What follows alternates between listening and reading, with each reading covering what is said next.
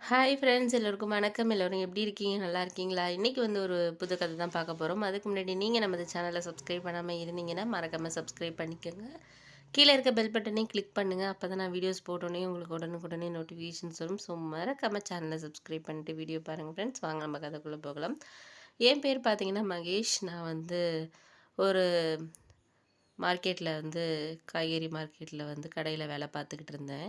ஓரளவு ஒரு நாளைக்கு பார்த்தீங்கன்னா, எனக்கு ஒரு 500லேருந்து ரூ. 600 சம்பளம் கிடைக்கும். ஓரளவு நல்லா தான் போயிட்டு இருந்துச்சு. என் குடும்பத்த பத்தி சொல்லணும் அப்டின்னா, அ ரொம்ப ஒரு எனக்கு ஒரு எப்படி சொல்றது? ஒரு நல்ல ஒரு பாசமான ஃபேமிலி அப்டின்லாம் சொல்ற அளவுக்குலாம் ஒண்ணும் இல்ல அப்டின்னு தான் சொல்லணும். ஏன்னா, அம்மா வந்து எங்கள விட்டுட்டு வந்து அப்பா வந்து அவர் வந்து அப்பையிலேருந்தே எங்கள கண்டுக்க மாட்டாரு. அம்மாவும் நான் வந்து ஸ்கூல் படிக்கிற வரைக்கும் என்னோட இருந்தாங்க. அதுக்கப்புறம் வந்து அவங்களுக்கு வந்து எங்க அப்பாவோட பிரச்சனைகள் வர்றதுனால, அ எங்க அக்காவ மட்டும் அழைச்சுக்கிட்டு எங்க பாட்டி வீட்டோட போயிட்டாங்க. நான் வேற வழி இல்ல. ஏன்னா அவங்களால 2 பிள்ளைங்கள வளர்க்குற அளவுக்கு அவங்களுக்கு முடியல. ஏன்னா அக்கா வந்து பெண் குழந்தைங்கிறதுனால, அவங்கள வந்து பத்திரமா பார்த்துக்கணும் அப்படிங்கிறதுனால, அவங்க ஃபர்ஸ்ட்டு எங்க அக்கா தாங்கிறதுனால அவங்கள அழைச்சிட்டு போயிட்டாங்க. நான் வந்து அப்பதான் ஸ்கூல் படிச்சுட்டு இருந்ததுனால, எங்க அப்பா வந்து என்ன விடமாட்டேன் அப்படிங்கிறது மாரி சொன்னாரு. சரின்னு சொல்லிட்டு எங்க அம்மாவும் வந்து அழைச்சிட்டு போயிட்டாங்க. இப்ப எங்க அம்மாவும், அப்பாவும் பிரிஞ்சு கிட்டத்தட்ட ஒரு 8, 9 வருஷத்துக்கு மேல ஆகப்போது. நான் அதுக்கப்புறம் 12த் முடிச்சதுக்கப்புறம் வந்து என்ன படிக்கலாம் அப்படின்னு சொல்றப்போ, எப்ப பார்த்தாலும் அப்பாவோட சண்டை அந்த மாதிரி ஒரு பிரச்சனைகள் நடந்துகிட்டு இருந்ததுனால, அம்மா போனதுக்கப்புறம் அப்பா வந்து அவங்களோட சொந்தக்கார பொண்ணு ஒருத்தவங்க வந்து அவங்களுக்கும் கணவர் கிடையாது. அவங்களுக்கு ஒரு பொண்ணு இருந்துச்சு. அவங்கள கல்யாணம் பண்ணிக்கிட்டாரு. எங்க சித்தின்னு நான் சொல்ல மாட்டேன். அவங்கள எங்க அம்மாவா தான் பார்ப்பேன். ஏன்னா வந்து அவங்க ஒரு சித்தி மாரி நடந்துக்க மாட்டாங்க. எங்க அப்பா தான் என்ன திட்டிக்கிட்டு இருப்பாரு, பண்ணுவாரே தவிர, அவங்க வந்து என்ன எதுவுமே வந்து சொல்ல மாட்டாங்க. ஏன்னா அவங்களுக்கு தெரியும். ஏன்னா இவர் தான் கோவப்படுவாரு. அவங்க மேல எந்த தப்பும் இல்ல அப்படின்னு சொல்லிட்டு அடிக்கடி அவங்களே என்கிட்ட சொல்லிட்டு இருப்பாங்க. உங்க அம்மா வந்து இவர விட்டு போனது வந்து தப்பே கிடையாது தம்பி அப்படின்லாம் சொல்லி என்கிட்ட சொல்லுவாங்க. அ என் தங்கச்சிய வந்து அதாவது எங்க சித்திக்கு பொறந்த அந்த குழந்தைய வந்து நான் வந்து என்னோட தங்கச்சியா தான் பார்த்தேன். ஏன்னா அவங்க இன்னொருத்தருக்கு வந்து பிறந்திருந்தாலும், நான் அத வந்து அப்படி நினைக்கல. என்னோட தங்கச்சி மாரி தான் பார்ப்பேன். என்னால முடிஞ்சத அவளுக்கு வாங்கியாந்து குடுப்பேன், பண்ணுவேன், எல்லாமே பண்ணுவேன். அப்புறம் காலேஜ் படிக்கலான்னு நெனைக்கிறப்போ, இந்த மாதிரி சூழ்நிலைகள் இருந்ததுனால நான் படிக்க முடியல. அதுக்கப்புறம் வந்து எங்க சொந்தக்காரர் ஒருத்தர் வந்து பக்கத்திலேயே இருந்தாங்க, எங்க வீட்டுக்கு பக்கத்திலேயே. அவர் தான் சொன்னாரு, "ஏன்டா வீட்ல வந்து வெட்டியா இருக்கிற? ஒண்ணும் பிரச்சனை இல்ல. எனக்கு தெரிஞ்ச கடையில வந்து உன்ன சேர்த்து விடுறேன். நீ அங்கே வந்து தொழில கத்துக்கிட்டனா கூட அதுக்கப்புறம் நீயாவே பார்த்துக்கலாம். ஏன்னா உங்க அப்பாவ நம்பிலாம் வந்து புண்ணியம் கிடையாது. உங்க அம்மாவுக்கும் நீ ஏதாச்சும் செய்யணும், பண்ணணும்னா, உங்க அக்கா வந்து இன்னும் கல்யாணம் பண்ணி குடுக்காம உங்க அக்காவும் வேலைக்கு போயிட்டுருக்கான். போன வாரம் தான் நான் ஊருக்கு போயிட்டு வந்தேன். நீ போய் பார்க்கலையா?" அப்படின்னு சொல்லிட்டு என்கிட்ட கேட்டாரு. அப்ப நான் சொன்னேன், "அதெல்லாம் எனக்கு பார்க்க விருப்பம் இல்லாம இல்ல. நம்ம ஒரு நல்ல நிலைமையில இருக்கணும். அம்மாவையும், அக்காவ எல்லாரையும் என்னோட வந்து நான் வீடு பார்த்து அழைச்சாந்து வைக்கணும்னு எனக்கு ஒரு எண்ணம். அந்த அளவுக்கு இன்னும் நான் ஆகல. அதனால தான் நான் போய் பார்க்காம இருக்கிறேன்." அப்படின்னு சொன்னோனே, அவரு வந்து "பரவாயில்லப்பா, இந்த அளவுக்கு ஒரு மனசுக்குள்ள வந்து நீ இவ்வளோ பாசம் இருக்கு உனக்கு" அப்படின்னு சொல்லிட்டு என்ட்ட சொன்னாரு. சரி, சரி அப்படின்னு சொல்லிட்டு நான் என்ன சொன்னேன்னா, சரி நான் வந்து நீங்க சொல்ற வேலைக்கு நான் போயிட்டு கேட்குறேன் என்னன்ட்டு, என்ன சொல்றாங்கன்னுட்டு கேட்குறேன் அப்படின்னு சொல்லிட்டு நான் வந்துட்டேன். அதுக்கப்புறம் வந்து எங்க சித்தி சொன்னாங்க, "ஏன்ப்பா அந்த கஷ்டமான வேலைக்கெல்லாம் வேற எங்கேயாச்சும் படிக்கலாம்ல?" அப்படிங்கிற மாரி சொன்னாங்க. நான் சொன்னேன், "படிக்கிறதுக்கெல்லாம் இப்போக்கி அப்பா காசு குடுக்க மாட்டாரு. உங்களுக்கே தெரியும் வீட்ல எவ்வளோ பிரச்சனை போயிட்டுருக்குன்னு சித்தி" அப்படின்னு சொல்லிட்டு சொன்னேன். அதுவும் சரிதான் எனக்கு புரியுது. இருந்தாலும் வந்து இப்பயே ஏன் வேலைக்கு போகணுன்லாம் நினைக்கிற அப்படின்னு. நான் வேலைக்கு போனா கூட ஏதோ ஓரளவு என்னோட உங்களையும் சரி, நீங்களும் எனக்கு அம்மா தான். அதனால உங்களுக்கு, தங்கச்சிக்கு அப்புறம் எல்லாருக்கும் ஓரளவு செய்யணும். ஏதோ அப்பா வந்து கொண்டு வர காசு அவர் பாதி இது வீணா செலவு பண்ணிடுறாரு. குடுக்குற காசுல நீங்களே வந்து குடும்பம் நடத்த முடியாம நீங்களுமே வேலைக்கு போறீங்க, மில்லுக்கெல்லாம் வேலைக்கு போறீங்க. அப்படி இருக்கிறப்போ, நம்ம வந்து வீட்ல இருந்து ஒரு பையனா இருந்து நான் வீட்ல இருந்தேன்னா, எனக்கு எவ்வளோ மனசு கஷ்டமா இருக்கு அப்படின்னு சொல்லிட்டு சொன்னதுக்கு, சரி சரிப்பா உன் விருப்பம் அப்படின்ட்டு அவங்க அப்புறம் சொல்லிட்டாங்க.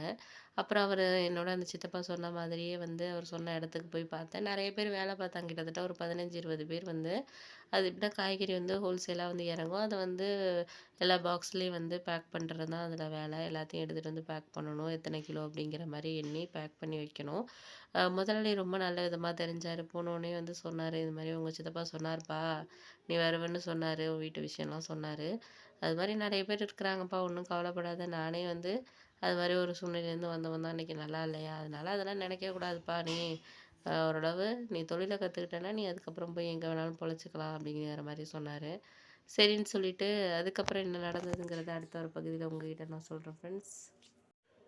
ஹாய் ஃப்ரெண்ட்ஸ், எல்லோருக்கும் வணக்கம். எல்லோரும் எப்படி இருக்கீங்க? நல்லா இருக்கீங்களா? இன்னைக்கு அந்த கதையோட அடுத்த பகுதி தான் பார்க்க போறோம். அதுக்கு முன்னாடி நீங்க செய்ய வேண்டிய விஷயம் என்ன அப்படின்னு கேட்டிங்கன்னா, மறக்காம நம்ம இந்த சேனலை சப்ஸ்கிரைப் பண்ணிக்கங்க. கீழ இருக்க பெல் பட்டனையும் கிளிக் பண்ணுங்க. அப்பதான் நான் வீடியோஸ் போட்டோனே உங்களுக்கு உடனுக்குடனே நோட்டிஃபிகேஷன்ஸ் வரும். ஸோ மறக்காம சேனலை சப்ஸ்கிரைப் பண்ணிட்டு வீடியோ பாருங்க ஃப்ரெண்ட்ஸ். வாங்க நம்ம கதைக்குள்ள போகலாம். சரின்னு சொல்லிட்டு நானும் சரி பார்த்துக்கலாம் அப்படிங்கிற மாதிரியான சில விஷயங்கள் வந்து எனக்கு போயிட்டு இருந்துச்சு. அதுக்கப்புறம் அந்த வேலையில நானும் சேர்ந்துட்டேன். சரி நம்ம வேற சூழ்நிலை இல்ல. நம்மளுக்கு இதான் ஒரு வாய்ப்பு கிடைச்சிருக்குங்கிறப்போ, அத நம்ம பயன்படுத்திக்கணும் அப்படிங்கிறதுனால வந்து நான் வந்து உடனே வந்து வேலைக்கு வந்து சேர்ந்துட்டேன். மறுநாள்லேருந்து காலையில 6:30, 7 மணிக்கெல்லாம் போயிரணும். ஆனா மதியானம் 3 மணிக்கே வந்துரலாம். ஏன்னா அதுக்கு மேல வந்து ஒண்ணும் அந்த அளவுக்கு வேலை இருக்காதனால அனுப்பிடுவாங்க. ஆனா காலையில மட்டும் கொஞ்சம் சீக்கிரமா போற மாதிரியான வேலை. அந்த மாதிரி போய் அதுக்கப்புறம் அடுக்கணும், பண்ணணும். ஃபர்ஸ்ட்டு ஒரு 2, 3 நாள் வந்து எனக்கு கொஞ்சம் செட் ஆகாத மாரி தான் இருந்துச்சு. எந்த வேலைக்குமே நம்ம முதல்ல போனா, எல்லாருக்கும் சில வேலை வந்து இடம் புடிச்சிரும். நம்மளுக்கு அந்த மாதிரி கொஞ்சம் பழகுனது கிடையாது. யாருக்கிட்டயும் ரொம்ப அதிகமா நான் பேச மாட்டேன். அங்கே உள்ளவங்கள்ட்டயும் என்னன்னா என்ன அப்படிதான். ஆனா என்கிட்ட ஒரு மாரி சேகர்னு ஒரே ஒரு அண்ணன் மட்டும் நல்லா பேசுவாரு. என்கிட்ட நல்லா பேசுவாரு. நல்லா ஒரு மாதிரி அன்பா இருப்பாரு. நான் சாப்பிடலனாலும் வந்து மதியானம் சாப்பாடுலாம் வந்து அவரே வாங்கியாந்து குடுப்பாரு. நான் ஏன்னா நீங்க எதுக்குண்ணா அப்படின்னா, அங்கேயே குடுப்பாங்க சாப்பாடு. நான் வாங்காம வேலை பார்த்துக்கிட்டு இருப்பேன். அவர் தான் வாங்கிட்டு வந்து, "என்ன தம்பி இன்னும் வேலை பார்த்துக்கிட்டு இருக்க? காலையிலயும் சாப்பிட்டு வந்திருக்க மாட்ட, சாப்பிடுப்பா" அப்படின்னு சொல்லிட்டு ரொம்ப ஒரு மாரி ஒரு அண்ணன் மாதிரி என்ன ரொம்ப இது பண்ணுவாரு. நான் நினச்சுக்குவேன், பரவாயில்ல நம்மளுக்கு ஒரு அண்ணன் இல்லைனாலும் இந்த மாதிரி ஒரு ஃப்ரெண்ட்ஷிப் மூலியமா ஏதோ ஒரு அண்ணன் ஒருத்தர் இருக்கிறாரே அப்படின்னு சொல்லிட்டு, நானும் அவர வந்து ஒரு என்னோட கூட பிறந்த அண்ணன் மாதிரி தான் அதுக்கப்புறம் நானும் பழக ஆரம்பிச்சேன். அவரும் சொல்வாரு, "எனக்கும் தம்பி கிடையாதுப்பா. ஒரே ஒரு தங்கச்சி மட்டும்தான். அவங்களும் கல்யாணம் பண்ணி குடுத்தாச்சு. எனக்கும் பொண்ணு பார்த்துக்கிட்டு இருக்காங்க. எனக்கு நீ வந்து தம்பி மாரி தான். நான் இங்கே 7, 8 வருஷமா வேலை பார்த்துக்கிட்டு இருக்கேன். ஏதோ பரவாயில்ல. ஏதோ வேலை பார்த்ததுல என் தங்கச்சிய கல்யாணம் பண்ணி குடுத்து ஏதோ ஒரு வீடு கட்டிட்டேன். கஷ்டப்பட்டாலும் நம்மளுக்கு ஒரு பலன் கிடைக்குதுல்ல." அப்படின்னு சொல்லிட்டு என்கிட்ட எப்போதும் வந்து ஒரு ஆறுதலா பேசிக்கிட்டு இருப்பாரு. ஃப்ரீயா இருக்கிறப்போ வந்து என்கிட்ட வந்து, "நீ அதெல்லாம் நினச்சு கவலைப்படாத. அம்மா வந்து பார்க்க முடியல, அக்காவ பார்க்க முடியல." ஏன்னா என்னோட விஷயத்தையெல்லாம் வந்து நான் அவர்கிட்ட சொல்லுவேன். இது மாதிரி அப்படின்னு சொல்றப்போ, அவர் வந்து சொல்வாரு இது மாதிரின்ட்டு, "நீ அதெல்லாம் பத்தி யோசிச்சுக்கிட்டு இருக்காதப்பா. உனக்கு வந்து நான் இருக்கிறேன். உனக்கு அண்ணனா நான் இருக்கிறேன். நம்ம முதலாளி இருக்கிறாரு.